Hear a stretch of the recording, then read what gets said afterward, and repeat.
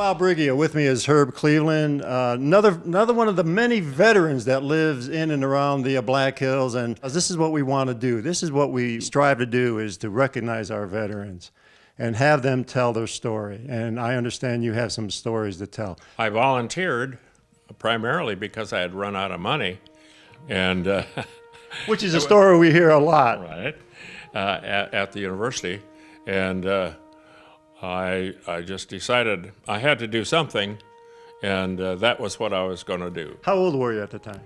I suppose I was 20 years old. I started as a private, and I went up to sergeant first class, finally. And then I went into the active duty.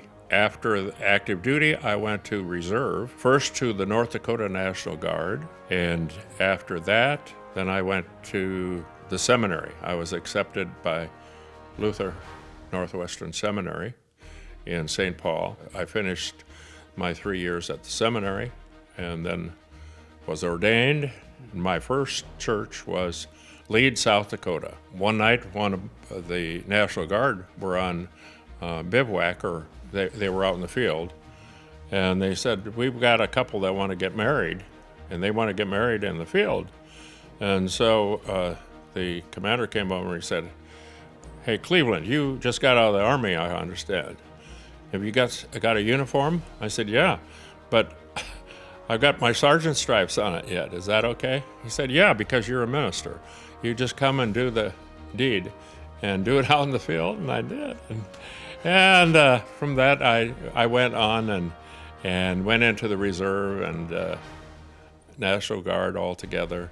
And worked your way up to a full bird colonel. Yeah, a full bird colonel. I finally retired as a colonel. And any memorable experiences or challenging experiences that you had while you were in the Army?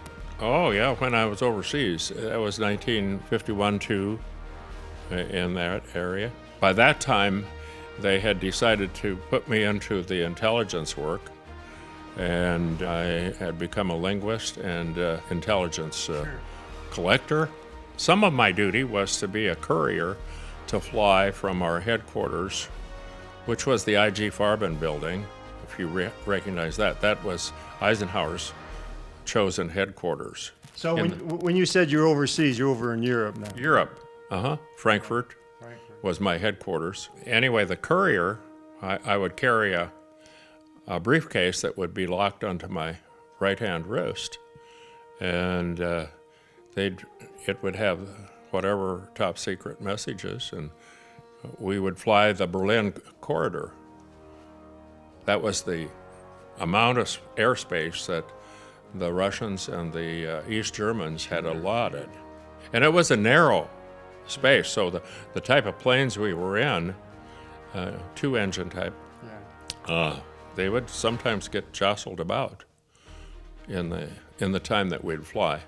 But anyway, yeah, I had that locked onto my wrist. And then after that, you came back to the States and got out of the Army? I did. But at that time, you wouldn't get out. There was always the reserve. Okay. And you had no choice. You stayed in. At that time, yes, it was called the inactive reserve.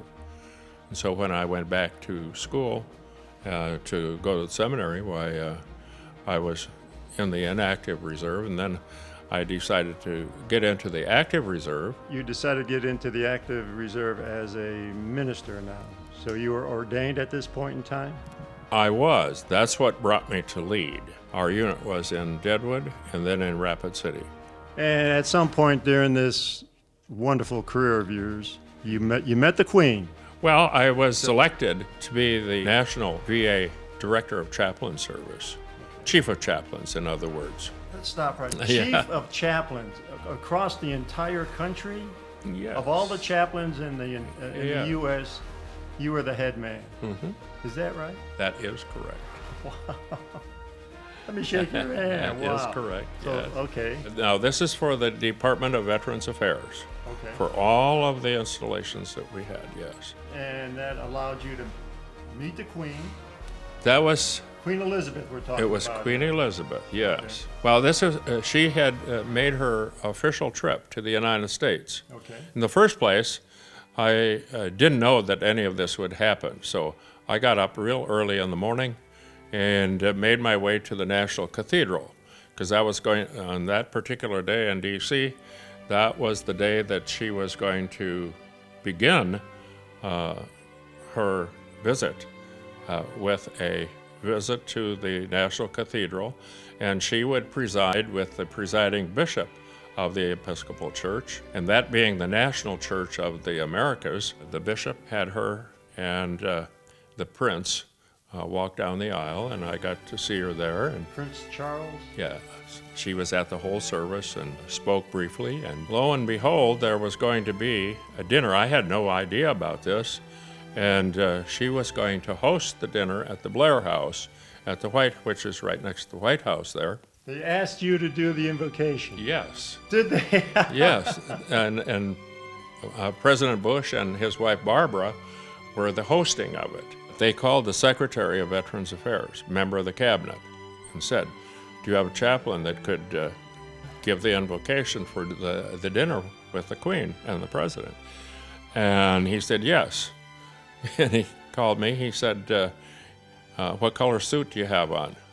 I had a gray suit on, because I had gone up to the cathedral real early in the morning, and he said, "Go home and put on black suit and put on your collar. I'll give you a car, and you're going to the White House to give the prayer." And that's how I met the Queen. Barbara met me in the Roosevelt room. Barbara Bush? Yes. You only had a few hours to prepare for this. I mean, this was huge. The invocation in front of the Queen, the Prince, and 2 hours, H.W. maybe. Bush and his Part wife of that Barbara. was running home to get my suit changed. Wow. Yeah. Do you remember what was served at that? I'm sure they invited you to stay for dinner. They did. Chicken. Chicken. Yeah, it was. I think it was some kind of a fancy chicken breast that was prepared. So you would think of a dinner like that with these heads of state that they Yes. would have been better prepared, as opposed to saying, "Do you know a chaplain? Herb Cleveland. Well, give him a call, tell him to be here in a couple of hours. He's giving the invocation." Well, it just happened, Yeah, and I'm happy it happened. sure you are.